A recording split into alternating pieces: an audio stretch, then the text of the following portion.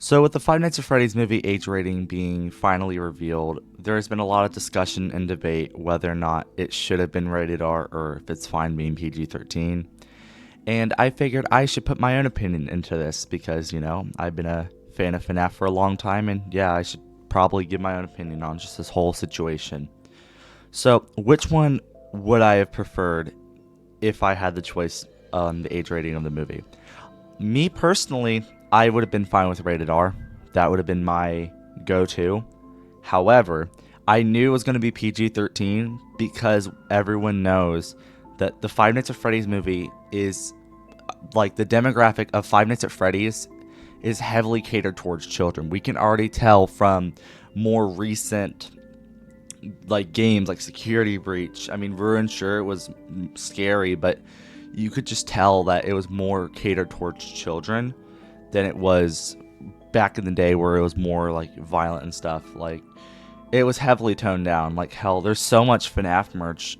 Like, really, the only people I think still collect FNaF merch, just this is my personal opinion, are like hardcore collectors in the FNaF community and kids. Um, like, I don't even collect merch anymore. Like, I don't get plushies. I don't get the figures. I don't get any of that shit. Sometimes I'll get a poster or two, but it's only if I think they're interesting enough to get. Um, but yeah, so I was not surprised when the age rating for the FNaF movie ended up being PG-13. But when I'm hearing all of these adults and all that, all them just like complaining and they're like bitching all the time about, oh, the FNaF movie should have been rated R. It's gonna not have gory scenes. It's not gonna have the full like extent of the Springtrap scene. Like when he gets spring locked. Yeah, it's just something that doesn't make any sense to me because, but a PG-13 movie can have blood. It just can't have excessive gore like you would see in like a Saw movie or Halloween. Those movies are very, very gory. But in what world would it make sense for a FNaF movie to even have that? Like, at most you would have like a couple stabbings, if that, and we could still have the spring lock scene in the movie. It just won't be as excessive as you would expect from a rated R movie, because really rated R movies most of the time when it has gore in it, it's over the top and unrealistic. But if you really think about it, a man in a suit who has animatronic parts piercing through him, you wouldn't really even be able to see that because he has the suit on. At most you would probably see like blood trickling down like the like the limbs and stuff. Like, that would be it. You wouldn't really see like the actual parts going into his flesh or anything. So making it rated R, would it make any sense? So I feel like making it PG-13 is the best choice of action, especially if we want to have, sequels. And there was a rumor about a spinoff, but I know that will never happen. um like, it'll give more of an opportunity for the box office numbers to be way higher, because it's been a proven fact that rated R movies do perform worse than PG-13 movies because they do reach like less of a demographic. Like, think of it, only 17 and older you can see a rated R movie, but with PG-13 it's a lot more people. Plus the FNaF fandom is so heavily saturated with kids and early teenagers that taking that away from them, that like cuts out a ton of the FNaF community. And even from the trailers, like, you could tell they definitely like made it more kiddie by the whole like red eyes and all that. Like, you can just tell just simply by that alone.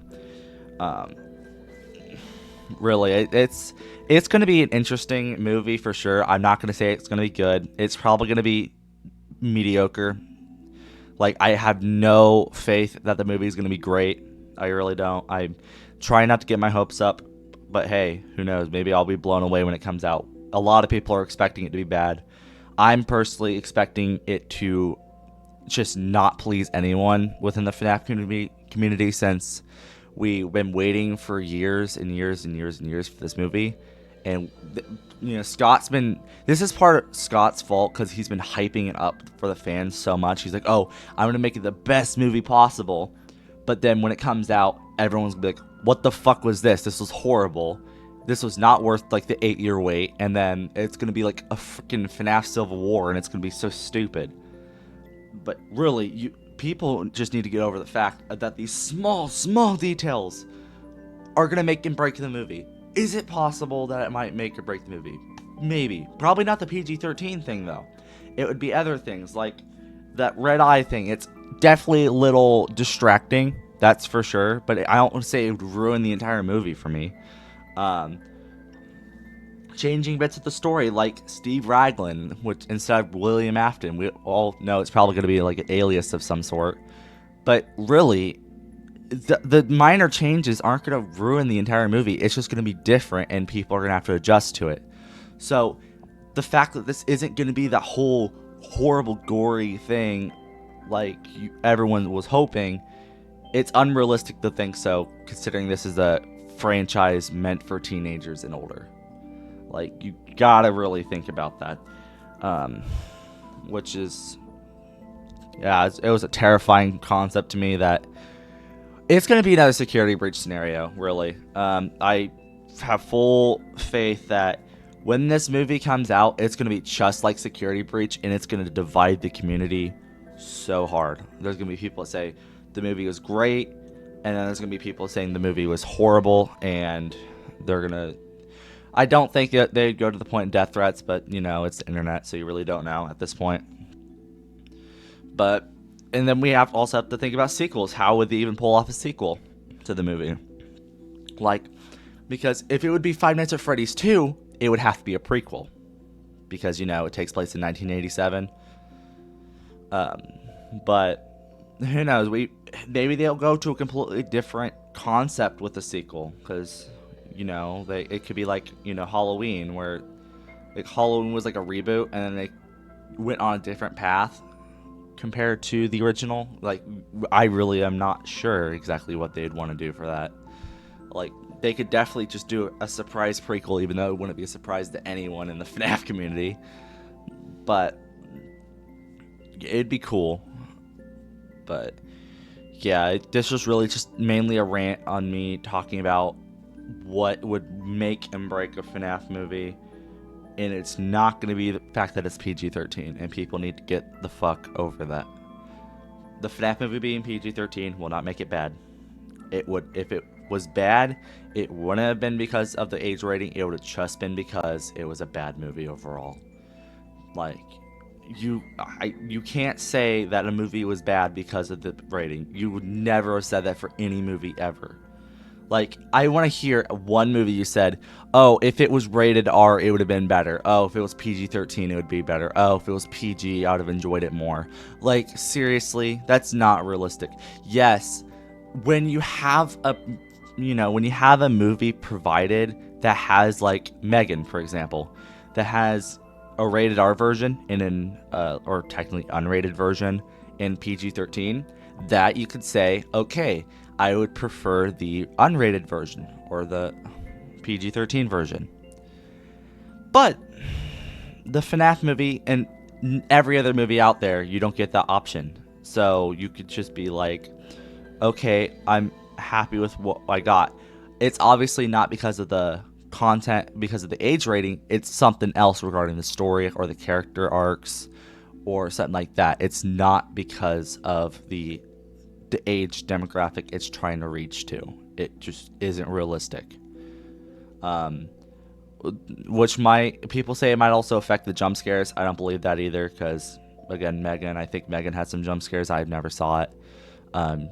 Insidious is one of the best horror movies out there in my opinion, and it's PG-13, so you can definitely pull off some good jump scares. It's obvious that the FNaF movie is going to have at least a jump scare or two, because that's what FNaF is known for, is its jump scares. So making it PG-13 won't change the fact that it'll have jump scares, it'll have blood. I mean, it did say it had strong violent content, bloody images, and something else, I think it was language. All those all fit within PG-13, which all of those you could fit in pretty much anything FNaF related, as long as it isn't excessive blood and gore. which is what I'm really trying to get to. What makes a movie rated R in terms of gore is if you make it excessive. Most of the gore in rated R movies aren't realistic in the slightest. Like, you'll see, like, freaking movies of people, like, stabbing someone's stomach and then slicing it open, their, like, intestines fall out. No, that's not how it works. Like, that's really not how it works at all. Like, I don't know, unless you're, like, really bloated or something and you fucking ate too much Taco Bell, I don't know, your whole freaking organs wouldn't just fall out of your stomach. That just doesn't happen. None of it's realistic. And there's videos on YouTube all the time of, like, people reacting to gore scenes in movies. And, like, yeah, that does not happen. Like, it's something people just need to get. I think a PG-13 will be better than a rated R. Like, yeah, I said earlier in the video, I prefer it to be rated R, but I think PG-13 will make it more realistic. It'll give the FNaF movie a better chance of doing better at the box office. And yeah, it'll reach way more people, and a lot more people can enjoy it and not have to wait several years to be able to watch the movie. Because even though chances are these kids have only been into FNaF for like a year or two, they're still fans of the series, and they'd want to see a movie based on their series. Why would we want to keep that from them? Like, yeah, that's really what I wanted to go on for this video. That rant went on way longer than it probably should have. But yeah, so thank you all so much for watching or listening, whichever one you did. This is my first video on my second channel. If you are new here, you could subscribe to this channel or subscribe to my main channel, Shaman Rabbit, just Shaman Rabbit. That's where most of my FNaF news content is. And if you want to subscribe to here, you'll get really whatever. It's usually FNaF, but I'll also change it up to other topics and stuff like that. It won't always be unscripted like this. It'll be more like a documentary style channel. And yeah, that's really all I could say for this video. Thank you guys so much for watching, and I'm going to sign off now. See ya. Goodbye.